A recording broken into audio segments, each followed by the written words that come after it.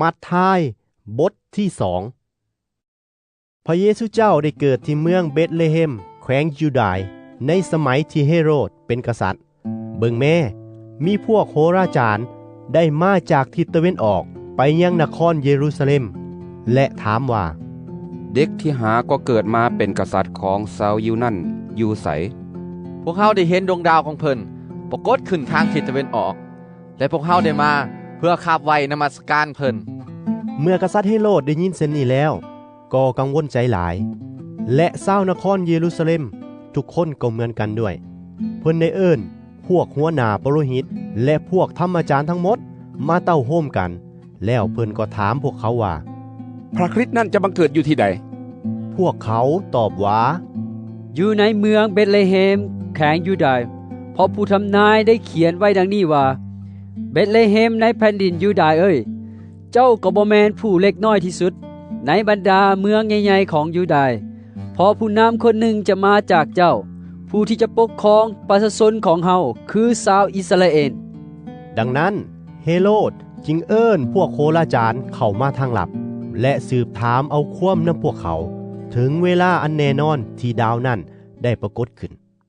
แล้วเพิ่นก็ใส่พวกโคราจารย์ไปที่เมืองเบธเลเฮมและสั่งพวกเขาว่าจงไปซอกหากุมารนั่นอย่างคักแน่เมื่อพวกเจ้าพบแล้วจงบอกให้เฮาฮู้เพื่อเฮาจะไปคาบไว้นมัสการเพิ่นเหมือนกันเมื่อพวกโคราจารย์ได้ยินคำสั่งดังนี้ก็พากันออกไปเบิ่งแม่ดาวที่พวกเขาได้เห็นเมื่อปรากฏขึ้นนั้นก็ได้นำหน้าพวกเขาไปจนมาหยุดอยู่ซื่อสถานที่กุมารอยู่นั่นเมื่อพวกโคราจารย์ได้เห็นดาวนั้นแล้วก็มีความสมชื่นยินดีอันใหญ่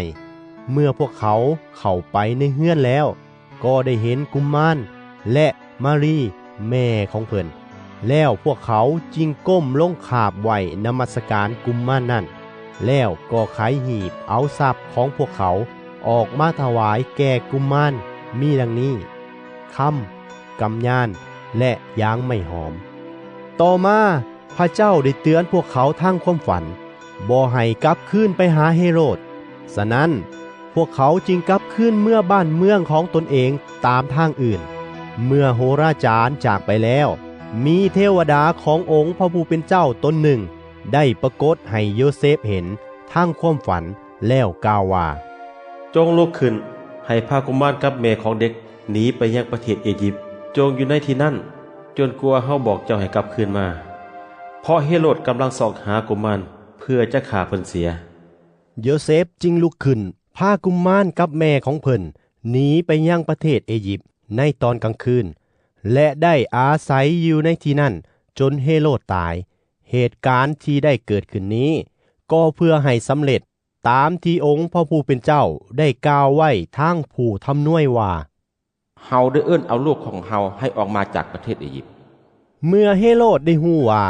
พวกโหราจารย์หลอกลวงตนเพิ่นก็ใจห้ายหลายฉะนั้น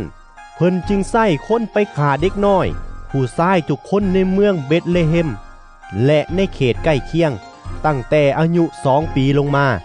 ตามเวลาที่เพิ่นได้พบกับพวกโหราจารย์นั้นเหตุการณ์ที่ได้เกิดขึ้นนี้เพื่อให้สำเร็จตามที่ผู้ทำนวยเยเรมียาได้กล่าวไว้ว่า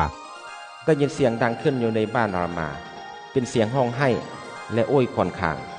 นางราเซนกำลังห้องไห้นำลูกๆของตนนางบ่ฟังคำปลอบใจเพราะลูกเขาตายแล้วหลังจากเฮโรดได้ตายไปแล้วเทวดาขององค์พระผู้เป็นเจ้าตนหนึ่งก็ได้ปรากฏแก่โยเซฟทางความฝันในประเทศอียิปต์เทวดาตนนี้ได้กล่าวว่าจงลุกขึ้นพากุมารและแม่ของเพิ่นกลับคืนไปดินแดนอิสราเอลเพราะผู้ที่ต้องการฆ่ากุมารนั้นตายแล้วดังนั้นโยเซฟจึงลุกขึ้นแล้วพากุมารพร้อมแม่ของเพิ่นกลับคืนสู่ดินแดนอิสราเอลแต่เมื่อได้ยินว่า